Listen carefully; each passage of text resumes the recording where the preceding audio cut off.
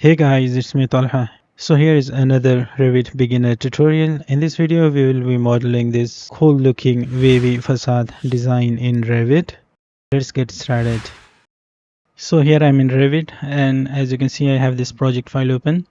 If you want to follow along with this tutorial, you can download this practice file for free from my website cadneeds.com. The link will be in the description. Anyway, this is going to be a quick and easy tutorial, and we are going to use in-place mass. So let's go to Massing Insight. First I am going to click on this Show Mass button, and then In-Place Mass. Let's click OK. And now I'm going to go to level 1, and we'll create a couple of reference planes here. So let's select reference plane, and I'm going to create a reference plane like this, and we'll create another one. Now I'm just going to tab select the first one, and let's call it reference plane 1. Then we'll select the other one, and this one should be reference plane number 2. Perfect. Now once that's done, let's go to the south elevation, and I'm going to create line here. So let's select line, and once you click on it, you will get this dialog box. Here you need to select reference plane 1, hit OK, and here make sure draw on work plane is selected, and let's create a straight line from here to this level. Hit escape, and now I'm going to create a spline, but before that we need to change the work plane. So let's click here, set work plane, and I'm going to select reference plane 2, hit OK, and let's create a spline. And here make sure draw on work plane is selected, and we can start creating our spline. The first point should be in the middle of this mullion, and then the middle of this vertical one. The third point should be here. Now let's continue this spline.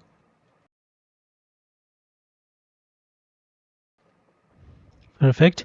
Now once that's done, let's go back to level 1, and here I'm going to select the reference plane on which we have just created the spline.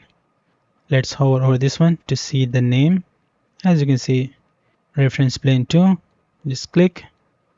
Now let's press RO on the keyboard to rotate, and I'm going to rotate this reference plane around 5 degrees like so. Now let's go to 3D. As you can see, it's looking something like this. Now I'm going to select both of these, the line and as well as this spline, and let's click create form. There we go. We have created this cool looking wavy shape here. Now let's make sure if this shape is aligned with this floor. Let's go to left view. As you can see, it's a little outside of this, so we can simply select this line and just move it like so. Perfect. So we have created this first segment. Now for the other one, I'm going to repeat the same process again. Let's go back to the elevation. Okay, let's change the visual style to hidden line. Now let's repeat the same. First we need to set the work plane to reference plane 1, and we will create a straight line like so. And then I'm going to change the work plane again to reference plane 2, hit OK, and let's create the spline. Make sure draw on work plane is selected, and this time we'll create the spline on the opposite direction like so. Let's continue this spline, hit escape. Now I'm going to select both of these and click create form. There we go. Now here I'm just going to increase the size of this one. So let's select this spline and just move this a little bit like so.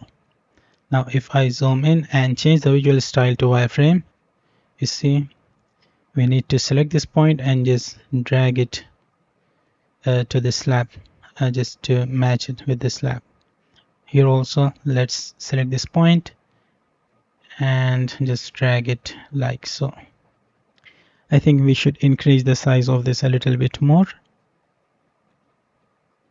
Perfect. Now let's select all of this, and I'm just going to move them here. Okay, so as you can see right now, it's just a mass form. So to convert this into a solid geometry, we can use a wall.